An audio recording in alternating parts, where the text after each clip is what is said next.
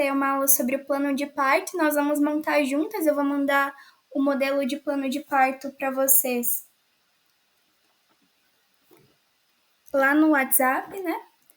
No dia 8 de março, nós vamos falar sobre o direito das gestantes e do acompanhante, quais são as leis que regem esse direito, o que vocês vão levar para a maternidade, sobre o trabalho de parto, a utilização da analgesia, quais são os tipos de analgesia e suas indicações, o monitoramento do bebê, o toque. Dia 15 de março, nós vamos falar sobre a introdução alimentar na dieta GAPS, de novo com a Fernanda. Dia 22 de março, a rotina do sono. Dia 29 de março, o luto, como lidar com a perda gestacional. Dia 5 de abril, a gente vai tratar um pouquinho sobre anatomia, os planos de Deli, a versão cefálica externa, que é a manobra de virada do bebezinho quando ele não está encaixado, as posições do bebê dentro do útero, as fases do trabalho de parto, as técnicas do alívio da dor, os exercícios. Vamos falar também sobre a dilatação, a cesariana e os sinais de alerta para o trabalho de parto. Dia 19 de abril, nós vamos falar sobre as intervenções e quais são consideradas violências obstétricas, a cesárea, os cuidados maternos nos primeiros dias, enxoval, a cama compartilhada, o coto umbilical e os cuidados dermatológicos com o bebezinho e a mãe nesses primeiros dias. Dia 3 de maio, nós vamos falar sobre a amamentação, os tipos de bico, o leite, a fórmula, o cocôzinho do bebê, os sinais de fome, a pega correta, as posições para amamentar e quais são as posições para amamentar gêmeos, por exemplo, a pega dos bebezinhos que são prematuros, ordenha, um pouquinho de anatomia e fisiologia da amamentação, as dificuldades que mais estão presentes, como engurgitamento mamário, a mastite, que nós vamos tratar um pouquinho mais no dia 4 de maio, onde nós vamos falar sobre o puerpério. Depois, no dia 17 de maio, nós vamos falar mais um pouquinho sobre os cuidados com o recém-nascido, as manobras de violência obstétrica, né, que é aquela manobra de Crystal, onde o médico literalmente sobe em cima da gestante, forçando a saída do bebê, a utilização do forceps e do vácuo extrator, que são utilizados no momento do expulsivo, a episiotomia, que é aquele corte na musculatura do períneo. Dia 14 de junho, nós vamos falar sobre o plano de pós-parto, que nós temos nosso plano de parto, onde planejamos tudo que queremos e não queremos durante o trabalho de parto e o pós-parto imediato ali no hospital, mas também nós podemos montar o plano de pós-parto. Que seria isso? Seria, por exemplo, como vai ser a nossa rotina depois que o bebezinho nascer, quem você quer que te ajude, que te visite, como você vai se organizar para isso, qual é a rotina que você vai ter, a rotina de limpeza vai ter que ser diminuída, você vai poder chamar alguém para te ajudar, enfim, essas questões que nós vamos tratar. Vamos falar também nesse dia sobre a indução e as reais indicações do processo de indução do parto, e no dia 28 de junho, a gestação semana a semana, então o que acontece de transformação em cada semana desse bebezinho e sobre os bebês pélvicos. Esse cronograma, ele ainda pode ser mudado, né? Eu vou olhar, porque às vezes tem aulas, por exemplo, a aula de amamentação tá extremamente longa, assim, tem bastante conteúdo. Então, talvez não dê para nós tratarmos em apenas um dia, só que como eu deixei em média 15 dias de intervalo entre as aulas, nós podemos utilizar algum sábado seguinte para falar um pouquinho mais sobre a amamentação, a rotina do sono, que também é uma aula mais demorada, porque nós temos muito assunto para tratar. Qualquer dúvida que vocês tiverem, pode deixar no chat que depois eu vou dar uma olhada, se quiserem abrir o microfone também, ou me enviar no WhatsApp, pode me chamar a qualquer momento, tá bom? Então, eu gosto sempre de dizer que cada gestação é um milagre, né? É um milagre para a mãe, né, gestar, por toda a transformação que acontece no corpo, e nós sabemos que o período fértil, assim, às vezes não é fácil de se conhecer, a ovulação. Então, são tantas coisas que precisam acontecer para que aconteça esse pequeno, grande milagre que é uma vida, que nós muitas vezes não paramos para pensar que cada gestação é um verdadeiro milagre. Um milagre para gerar né, para aquela nova vida ser fecundada, um milagre para essa vida se manter e se desenvolvendo. Então, cada gestação é um pequeno, grande milagre. E muitas vezes, né, com a nossa felicidade, a nossa empolgação que nós temos durante a descoberta dessa nova vida que está chegando, esse pequeno anjinho, nós nos deparamos com quantas emoções, né? Com muita ansiedade, muitas expectativas. Então, nós planejamos tudo como vai ser certinho. Só que nem sempre o que nós planejamos vai acontecer, né?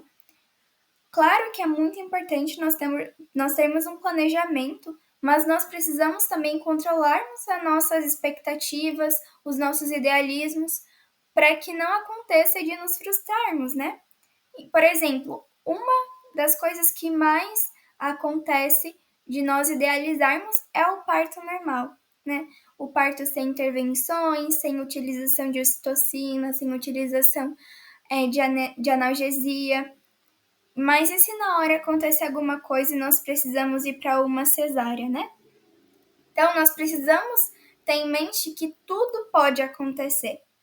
E a melhor coisa vai ser a sua saúde e a saúde do seu bebê, né? Embora nós fiquemos tristes, especialmente pessoas que querem ter mais de um filho, né? Ter que ir para uma cesárea, porque nós sabemos quão invasiva essa cirurgia, que é uma cirurgia de grande porte, quantos cortes acontecem e essa recuperação que é tão demorada, tão complicada e que geralmente leva assim, em média 1 ano a 2 anos para poder engravidar de novo. Então a gente sabe que é muito difícil ter que ir para uma cesárea, né? Outra coisa que nós nos deparamos muito é com o excesso de informações. Cada um fala uma coisa, nós pesquisamos e achamos diversas informações diferentes. A tia diz uma coisa, a mãe diz outra coisa, a avó diz outra coisa. E às vezes a gente acaba ficando literalmente louca com tantas informações, a gente não sabe filtrar aquilo que é bom, aquilo que é benéfico. E esse é o intuito dessa primeira aula, né? Então, nós decidimos falar um pouquinho sobre essa ansiedade, porque começar com isso, porque a partir de agora nós vamos aprender muita coisa. Eu vou passar muitas informações para vocês, só que nós precisamos também cuidar da nossa mente para que esse excesso de informações não seja prejudicial, para que não gere preocupações que não são benéficas, né? Claro que nós temos que estudar sempre, nos preparar para isso de uma forma excelente, da melhor forma que a gente puder, mas nós não podemos permitir que esse excesso de informações nos deixe ansiosas, nos deixe preocupadas, porque isso também vai atrapalhar a nossa conexão com o bebezinho, pode atrapalhar o bebezinho, você fica mais estressada. Acontecem muitas mudanças de humor e decisões. Por que as decisões? Porque às vezes nós acabamos encontrando várias informações que são em si contraditórias. E aí nós ficamos pulando igual um macaco de galho em galho, e isso é uma coisa que gera muita ansiedade. Então, se nós encontramos uma informação e nós acreditamos que aquilo é a verdade, nós temos que nos agarrar nela com uma decisão firme, porque se a gente fica mudando de pensamento, de posição o tempo todo e não nos fixamos em algo, isso acaba trazendo muita ansiedade, muita preocupação, e isso não é bom nem para você nem para o seu bebê. Então, nós temos influência de 3 hormônios, que é a progesterona, o estrogênio e o cortisol. O cortisol, como muitos já conhecem como hormônio do estresse, o estrogênio também tem uma participação durante todo o nosso ciclo, mas especialmente durante a gestação. E esses hormônios, sim, são responsáveis por essas indecisões que nós temos. Então, durante a gestação, naturalmente, né, mesmo que nós não tivéssemos grávidas, mas tivéssemos uma pressão assim para estudar determinado assunto, para alguma coisa muito importante, nós já ficamos indecisas acerca de algo que é importante para nós. Mas durante a gestação nós temos esses 3 hormônios que influenciam também nesse processo. Então, eles ajudam a essa indecisão a aumentar mais ainda. Então, a gente está um pouco assim, meio que desequilibrado durante a gestação através desses hormônios, né? Então, por isso é importante filtrar bem, não se encher com essas informações e quando vê que isso está demais, parar um pouquinho, dar um tempo e se preocupar somente com você, com seu bebê, em curtir esse momento que é tão precioso. Então, esse excesso de informações, ele vem através da internet, das redes sociais, informações que são muitas vezes contraditórias, como eu falei, relatos negativos de partos e experiências difíceis de outras mães que podem aumentar o nosso medo, a nossa ansiedade e os palpites, né? Quem nunca passou por isso? Especialmente durante a gestação, que cada um vai contar a sua experiência. Então, se eu falo que eu vou querer ter o parto normal, todo mundo fala, você não vai aguentar. Minha tia teve, foi horrível. Então, a gente tem que saber lidar com isso. Muitas vezes que entre por um ouvido e saia pelo outro, né? As expectativas, as idealizações que nós temos durante esse período, né? Como lidar?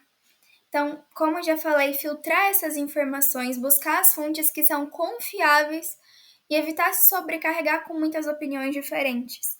Então, nós devemos buscar na íntegra, né? Muitas vezes, se a gente sair procurando em qualquer lugar essas informações, nós vamos encontrar opiniões diferentes. E até mesmo hoje, se formos olharmos os artigos, muita gente não tem uma evidência grande. Então, mesmo se formos buscar nos artigos científicos mais atuais, nós vamos encontrar uma discordância, né? Então, nem sempre a gente vai ter, olha, isso aqui é o certo e diferente disso aqui tá tudo errado. Não, né? Então, por isso é importante a gente se apegar a uma decisão e seguir firme nela. Focar no presente. Em vez de se preocuparmos com o futuro, que é incerto, né? Onde nós temos muitas expectativas, devemos viver um dia de cada vez. Curtir o bebezinho, curtir cada chutinho que ele dá, né?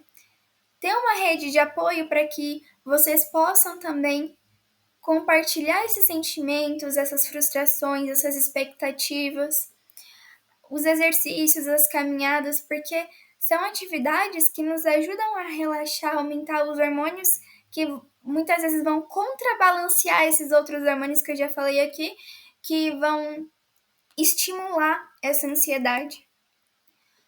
Conversar com um profissional, né? Então, se vocês sentirem que isso está muito excessivo, né? Procurar algum profissional especializado para te ajudar a encontrar essas estratégias mais eficazes para lidar com essas expectativas, né? E também escolher um obstetra capacitado, porque querendo ou não, o obstetra ele vai te acompanhar durante toda a gestação. Você precisa confiar nele, confiar no que ele está fazendo, né? Porque se a gente, claro que muitas vezes a gente não tem escolha, né? Que é aquele e é aquele. Mas então por isso nós vamos buscar as informações corretas. Agora um pouquinho falando só antes da Amanda começar, que vocês pediram para eu comentar um pouco sobre como evitar os roubos e as trocas dos bebezinhos na maternidade. Vamos falar um pouquinho sobre isso agora. Então, se nós formos pesquisarmos, nós encontramos muitas notícias, né? Aqui, pai rapta bebê de 1 mês, foge e entrega a criança para desconhecido. Bebê raptado é resgatado após disparo de sistema de alerta na internet. Jovem presa por raptar bebê perambulou por 5 horas em maternidade. Mulher que raptou bebê de amiga é condenada a 4 anos de prisão no Distrito Federal. E aqui um caso mais antigo. Reencontro após 38 anos. Essa mulher teve o filho roubado também.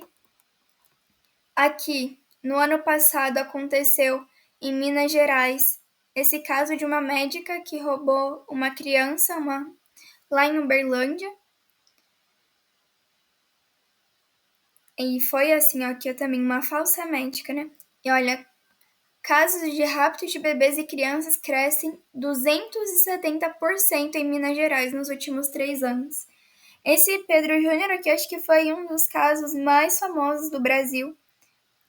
Faz tempo já que ele foi roubado, mas depois vocês pesquisem no YouTube essa história que tem completa lá. É bem assustadora, né? A gente parar para pensar isso, que pode acontecer conosco, né? Então, algumas dicas. Antes do parto, escolher um hospital seguro, né? Maternidades que você conheça que a segurança é boa, é uma segurança rígida, né? E também saber sobre os procedimentos, o que vai fazer depois que o bebezinho nascer, como que esse hospital identifica esses bebês, através de pulseiras, etiquetas, da biometria. Então, depois do nascimento, a identificação imediata, o bebê ele deve receber uma pulseira com o nome, os dados da mãe, o horário que ele nasceu, quando que ele nasceu, né?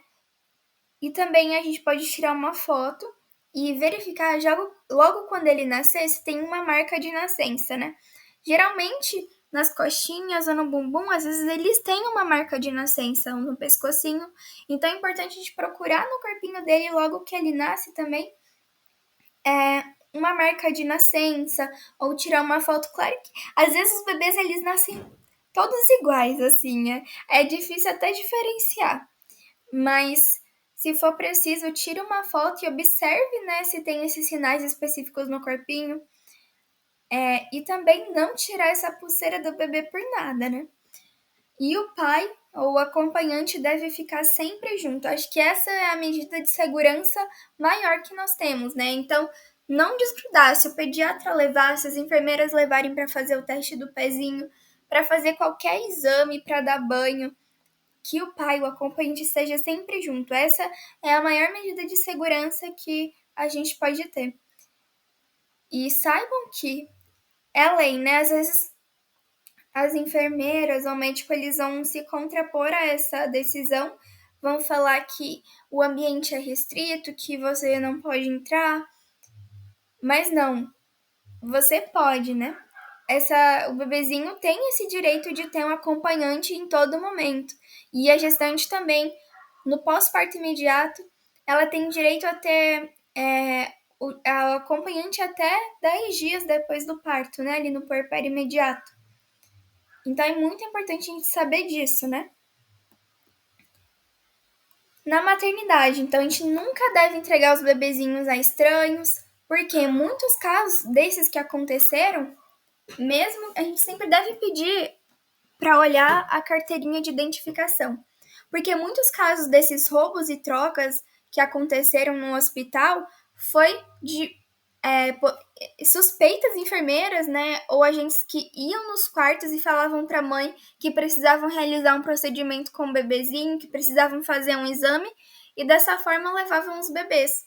Claro que hoje assim é bem mais rígido, às vezes até nem o acompanhante eles permitem que entrem na maternidade, né? Mas isso pode acontecer. Então a gente sempre deve confirmar, nunca deixar o bebezinho sozinho, nem para ir no banheiro, assim, se for no banheiro e não tiver ninguém junto, né? Não confie, leve junto com você, né? Porque qualquer cuidado assim é pouco. E atenção, principalmente nos quartos compartilhados, porque muitas vezes a gente fica em quarto compartilhado nas maternidades, não tem um quarto individual. Então fica de olho nas visitas, né? Vê muita movimentação. A gente deve ficar sempre de olho, especialmente, né, se não tiver acompanhante, porque às vezes num momento de descuido, num cochilo que a gente tira, o bebezinho pode ser sequestrado, né? Então, esse horário de visitas é muito perigoso, porque a gente nunca sabe quem é a pessoa que vai entrar ali, quem é a pessoa que está acompanhando aquela outra gestante, quais são as intenções dela. Então, sempre que possível, mantenha o quarto fechado, com a porta trancada e converse com a pessoa que está ao lado, né? Fale que você precisa ter a sua individualidade, que você está cansada, acabou de passar por um trabalho de parto. Então, é importante ter essa segurança, né? Quando sair da maternidade, verificar a pulseira para ver se está tudo certinho e confirmar os documentos, né? Se as informações estão corretas, se o nome da mãe está correto, a data de nascimento, o horário.